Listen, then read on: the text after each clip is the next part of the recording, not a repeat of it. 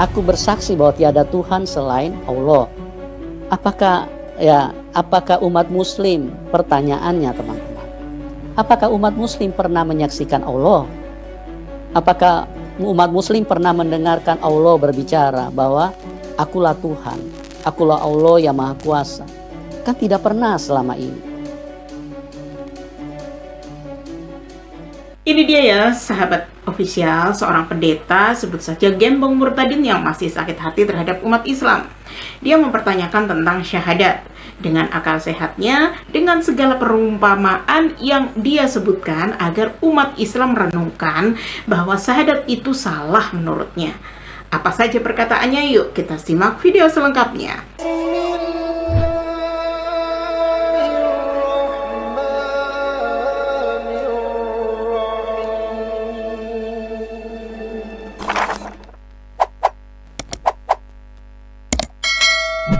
Assalamualaikum warahmatullahi wabarakatuh, sahabat official dimanapun berada. Kalian pasti tahu ya tentang syahadat, bahwa syahadat adalah persaksian seorang manusia yang ingin beriman kepada Allah yang Maha Esa, atau biasa kami sebut Allah Subhanahu wa Ta'ala.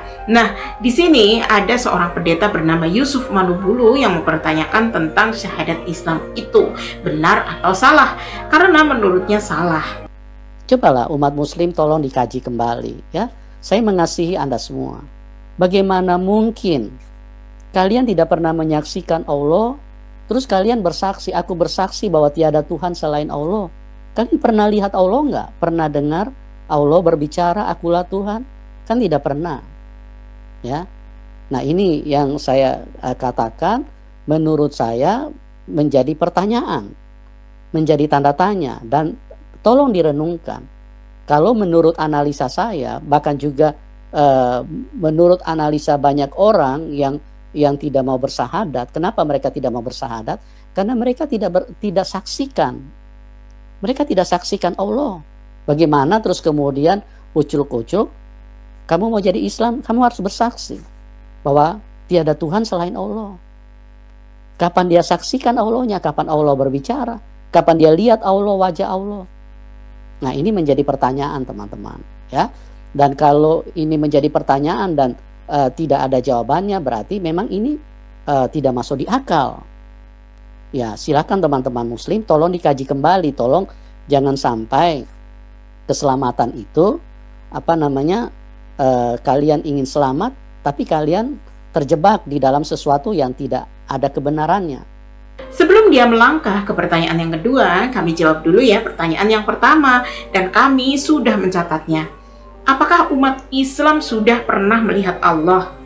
Coba deh kalian bertanya kepada orang-orang Yahudi yang kitabnya kalian rampok itu. Apakah orang Yahudi pernah melihat Allah? Maka kami yakin 100% umat Yahudi akan menjawab tidak pernah. Begitu juga umat Islam tidak pernah melihat Allah, namun Allah menyatakan dirinya melalui firman-Nya yang kini menjadi Al-Quran, bahwa dialah sang pencipta manusia, menyuruh manusia untuk menyembahnya. Di mana Allah berfirman, sesungguhnya aku ini adalah Allah, tidak ada Tuhan yang hak selain aku. Maka sembahlah aku dan dirikanlah sholat untuk mengingat aku. Di ayat lain, Allah juga menjelaskan tentang eksistensinya, wujudnya kepada Nabi Musa. Karena permintaan Nabi Musa ini sama seperti permintaan orang-orang musyrik Kristen. Allah berfirman di dalam Quran Surat Al-A'raf ayat 143. Ketika Musa datang untuk bermunajat pada waktu yang telah kami tentukan selama 40 hari, dan Tuhan telah berfirman langsung kepadanya, ia berkata, ya Tuhanku, tampakkanlah dirimu kepadaku agar aku dapat melihat engkau. Allah berfirman, engkau tidak akan sanggup melihatku, namun lihatlah ke gunung itu. Jika ia tetap di tempatnya seperti sedia kala, niscaya engkau dapat melihatku. Maka ketika Tuhannya menampakkan keagungannya kepada gunung itu, maka kemudian gunung itu hancur luluh dan Musa pun jatuh pingsan. Setelah Musa sadar, ia berkata, Maha suci engkau, aku bertobat kepadamu dan aku adalah orang yang pertama-tama beriman. Itulah kenapa Allah tidak bisa dilihat oleh manusia, sebagaimana yang tercantum di dalam Bible kalian. Siapapun yang melihat Allah pasti mati. Makanya Allah memberi nasihat kepada umat Islam di dalam Al-Quran surah Al-Mulk ayat 12, di mana Allah berfirman, sesungguhnya orang-orang yang takut kepada Tuhannya yang tidak terlihat oleh mereka, mereka memperoleh ampunan dan pahala yang besar. Jadi semua sudah terjawab ya pendeta di pertanyaan pertama. Terus yang kedua teman-teman, kesaksiannya itu, aku bersaksi bahwa Muhammad itu adalah utusan Allah atau Rasulullah. Nah, ini kapan kalian ketemu Muhammadnya? Ini juga menjadi pertanyaan kan? Ya, kalau di pengadilan kita menjadi saksi, hakim akan tanya terus, kamu ketemu di mana? Kamu lihat di mana? Kapan? Bahkan akan digali terus dengan pertanyaan-pertanyaan untuk meyakinkan hakim bahwa dia berbicara ini benar, kalau kamu memang benar-benar saksi melihat. Nah, kalau ini teman-teman yang sudah menjadi muslim, kan kalian tidak pernah saksikan bahwa Muhammad itu diutus oleh Allah. Itu cuman keterangan yang diberikan oleh para ulama atau oleh oleh yang tertulis di buku. Nah, coba teman-teman kajilah lebih dalam. Coba pahamilah lebih sungguh-sungguh. Jangan sampai nanti ternyata kalian ini bersaksi dusta di mata Tuhan, Tuhan yang benar maksudnya ya. Kalian bilang bahwa Muhammad, aku bersaksi bahwa Muhammad itu adalah utusan Allah. Kapan kalian lihat Muhammad?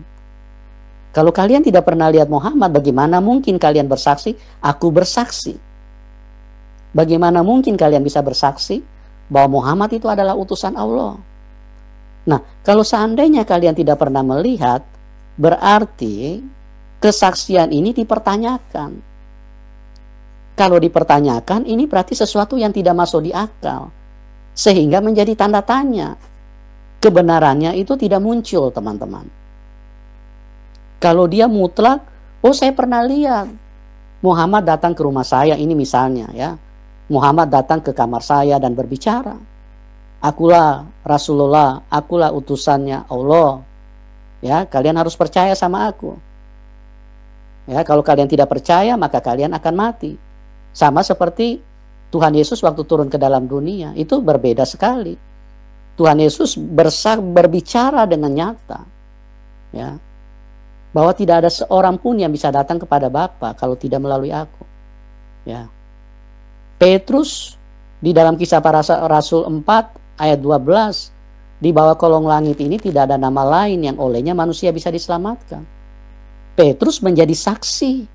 Murid-murid itu bersaksi, mereka lihat secara langsung. Begitu teman-teman ya. Begitu juga dengan Yesus dan Petrus tadi pendeta. Semua itu hanya buku. Kalian tidak pernah bertemu dengan Yesus dan Petrus. Kenapa kalian bersaksi atau menyatakan bahwa Yesus itu Tuhan? Padahal di buku Bible kamu itu Yesus tidak pernah menyatakan dirinya sebagai Tuhan. Jadi pertanyaanmu itu malah menabok keyakinanmu sendiri. Sementara di dalam Islam, Allah lah yang langsung bersaksi bahwa Muhammad adalah seorang nabi dan rasul utusannya. Di dalam Quran surah Al-Ahzab ayat 40. Allah berfirman, Muhammad itu bukanlah bapak dari seseorang di antara kamu, tetapi dia adalah utusan Allah dan penutup para nabi. Dan Allah Maha mengetahui segala sesuatu. Kami mengimaninya sesuai dengan perintah Allah dan bersaksi bahwa Nabi Muhammad adalah utusan Allah yang menjadi syahadat umat Islam. Jadi umat Islam itu jelas ya dalilnya, tidak ada pembodohan akal seperti di dalam kitab kamu Pak Pendeta. Yang menjadi pertanyaan di sini selama ini di Yohanes pasal 17 ayat 3. Di situ tertulis satu-satunya Allah yang benar dan mengutus Yesus. Kenapa bisa berubah utusan menjadi Tuhan? Jadi jelas ya Pak Pendeta, kamu pun tidak pernah melihat Yesus. Tetapi kamu malah bersaksi bahwa Yesus itu adalah Tuhan. Itu kan konyol namanya. Ingin melempar batu ke masjid, malah yang pecah kaca gerejamu sendiri. Jadi kami mengikuti kesaksian firman Allah ya Pak Pendeta, dan Allah yang bersaksi, bukan kesaksian manusia yang bisa berbohong seperti Petrus atau seperti kamu Pak Pendeta. Oke lah kita mengacu kepada apa yang disampaikan oleh ustadz-ustadz mualaf atau ustadz-ustadz Islam yang memang dari awal, dari lahir sudah Islam. Sebetulnya memang lebih akurat seperti itu. Jadi yang bersaksi itu orang lain, Petrus dan teman-teman, para rasul yang bersaksi. Kalau orang lain yang bersaksi, kesaksiannya itu lebih akurat. Lebih jempol, 2 jempol. Kalau saya punya jari ini 10 jempol, ini semua ini jempol. Kenapa? Karena yang bersaksi orang lain. Ya. Kalau diri sendiri yang bersaksi, siapa yang percaya? Misalnya saya bilang saya guru kungfu. Siapa yang saksikan bahwa saya bisa jago kungfu? Tapi kalau orang lain misalnya yang bicara saya, nah berarti tidak bisa diragukan karena orang lain yang melihat. Cobalah umat muslim tolong dikaji kembali ya. Saya mengasihi Anda semua. Allahumma inni as'aluka bi anni ashhadu annaka anta Allah la ilaha illa anta antal ahadus samad lam yalid wa lam yulad wa lam yakul lahu kufuwan ahad.